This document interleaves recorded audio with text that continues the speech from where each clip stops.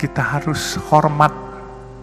Bukan hanya orang tua yang sayang kepada kita, tapi kita juga harus menyayangi orang tua kita. Kalau kita sayangi orang tua kita, perhatikan orang tua kita, insya Allah barokah, rezeki semua di depan mata disiapkan oleh Allah. Dan saya mengalami hal itu. Saya ini saat ini bukan CEO lagi, bukan direktur utama lagi dari Citra Marga Nusapala, yaitu pengelola jalan tol. Tetapi sekarang alhamdulillah saya sudah jadi pemilik 80% saham di Citra Marga. Bukan karena kehebatan saya, tetapi semua gerak Allah. Saya mulai dari kecil, saya sebagai pedagang es mambo, pedagang asongan. Saya tidak pernah bermimpi, tapi saya punya mimpi selalu. Oleh sebab itu saya selalu katakan kepada teman-teman, dalam hidup ini kita harus punya mimpi, tetapi mimpi itu harus kita juga yang membuat menjadi kenyataan. Jangan biarkan mimpi itu berangan-angan saja di kepala kita, tapi kita harus jadikan kenyataan. Untuk membuat itu bagaimana? Kita jadi orang harus jujur dan amanah. Kedua, harus sayang kepada orang tua, karena doa orang tua ini membuat jalan kita jadi mulus. Saya selalu katakan kepada anak-anak saya, mungkin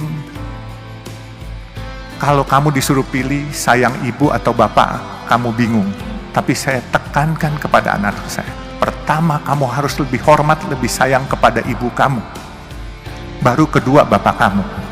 Karena pengorbanan ibu kamu jauh lebih besar daripada bapak kamu. Dan pengorbanan seorang ibu itu nggak bisa diukur dengan materi. Saya pun kadangkala suka sedih. Saya kalau ke makam ibu bapak saya, andai kata saya masih punya ibu bapak, pasti saya akan sayangin lebih. Tapi ya, mungkin Tuhan berencana lain. Dulu cita-cita cuman jadi tukang parkir. Waktu saya sekolah SMA, saya suka liwat di daerah Pasar Baru. Saya tanya tukang parkir, satu hari dapat berapa sih? Dapat 10.000 sampai 15.000. Waktu itu satu mangkok bakmi hanya 300 perak. Jadi kalau 10.000 sama dengan 33 mangkok. Andai kata saya makan satu hari 3 kali, saya masih bisa save 30 mangkok. Berarti saya masih bisa jadi tukang parkir aja udah cukup. Itu cita-cita waktu SMA. Terus saya bermimpi, kok orang-orang bisa sukses? Bagaimana cara sukses? Satu hari saya ke toko buku. Saya lihat buku bagaimana jadi orang sukses. Saya nggak punya uang.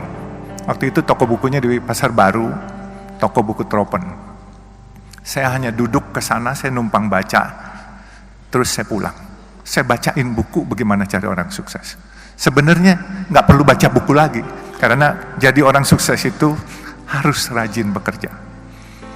Dan juga jangan lupa berdoa, dan juga jangan lupa jujur, dan jangan lupa juga sayang kepada orang tua, dan minta ridho barokah dari orang tua.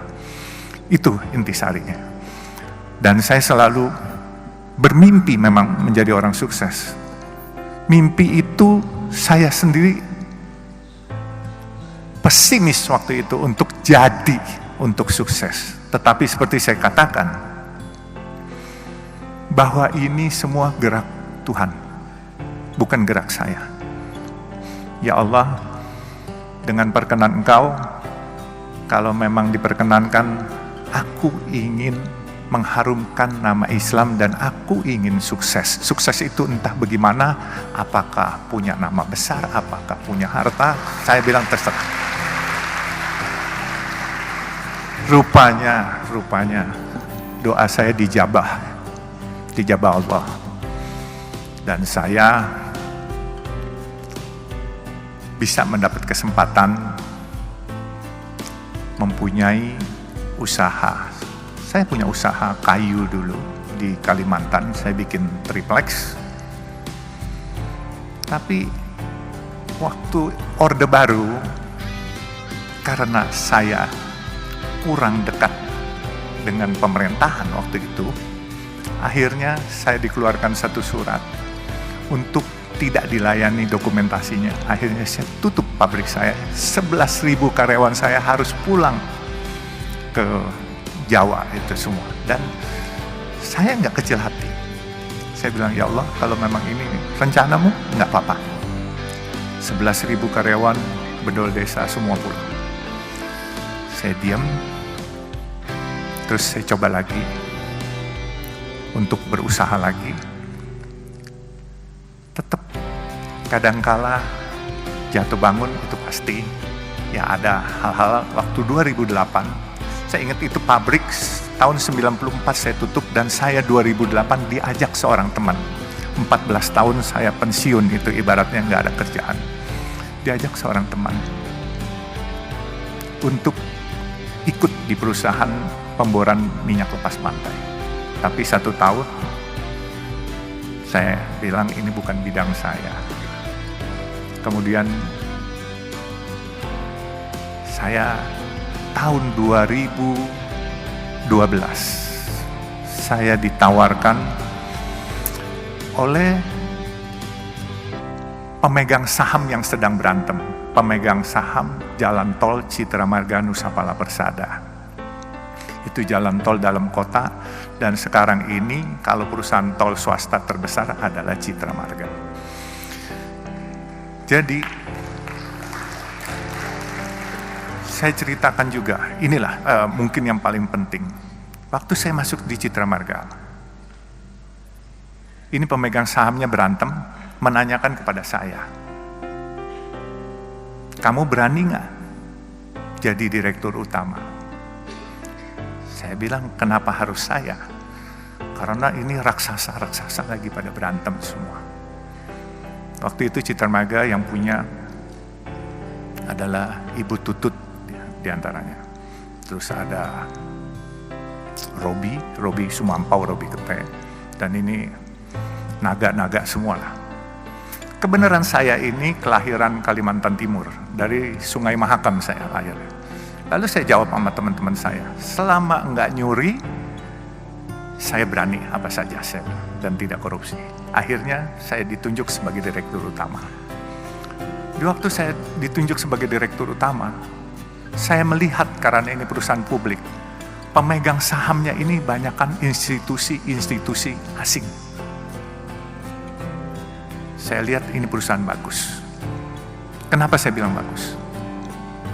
Coba pikirkan, ini kalau bukan gerak Tuhan, saya nggak akan memiliki perusahaan ini.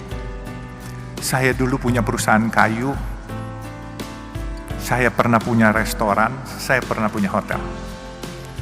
Hotel pelayanan nggak baik, omset akan turun, orang nggak balik lagi.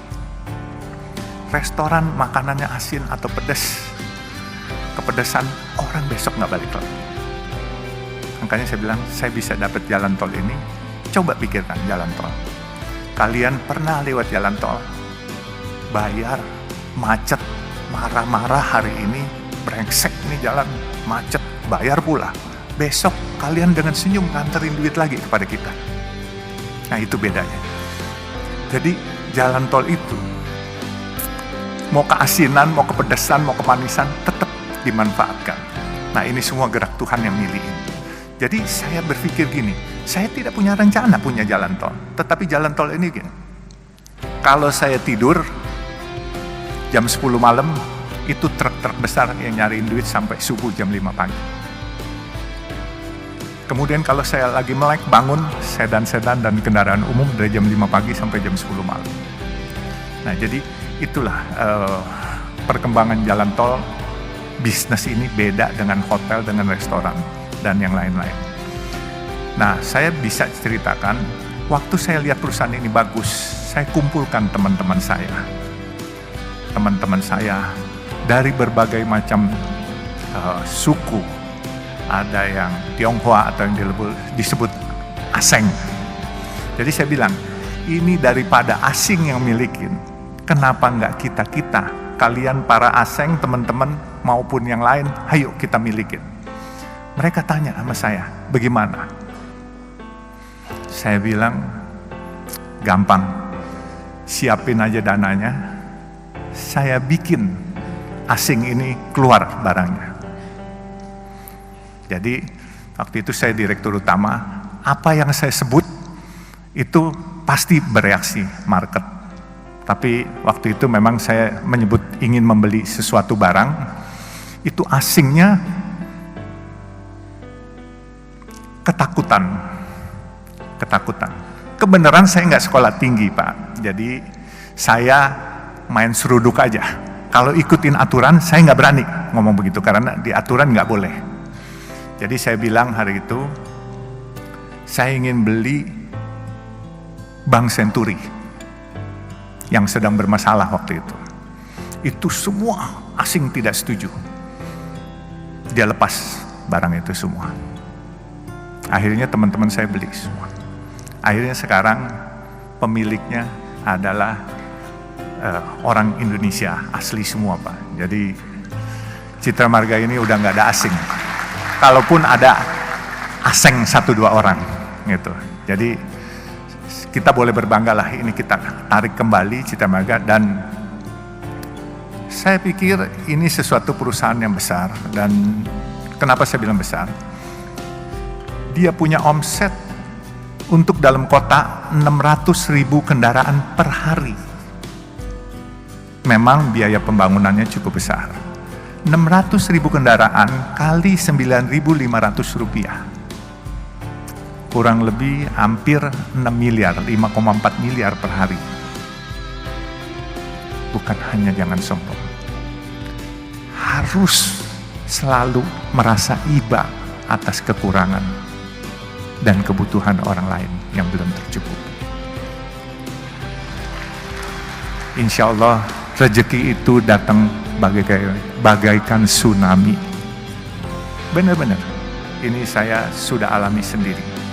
Saya alhamdulillah, buat saya dulu megang proyek atau megang duit 22 juta nggak bisa. Sekarang kalau dikasih proyek 22,5 triliun tidak akan merubah lifestyle saya. Kalau kita nggak sombong, kita selalu mau tahu dan bertanya. Saya belajarnya ini dari supir dan dari marketing rokok. Waktu saya umur 17, tetangga saya itu agen rokok. Jadi saya suka duduk ngobrol sama supirnya, sama marketingnya. Saya selalu tanya. Kalau nggak sombong pasti kita mau bertanya. Kalau sombong, misalnya orang ngomong apa, kita sok bisa, padahal kita nggak ngerti apanya. Itu kita harus tanya. Nggak usah malu-malu, tanya apaan sih. Ini menambah wawasan kita. Nah setelah menambah wawasan kita, insya Allah kita jadi pintar. Jadi camkan itu kata-kata, insya Allah kalian semua akan berkiprah dan sukses. Dan aku yakin lebih sukses dari saya. Amin, amin ya Rabbal Alamin.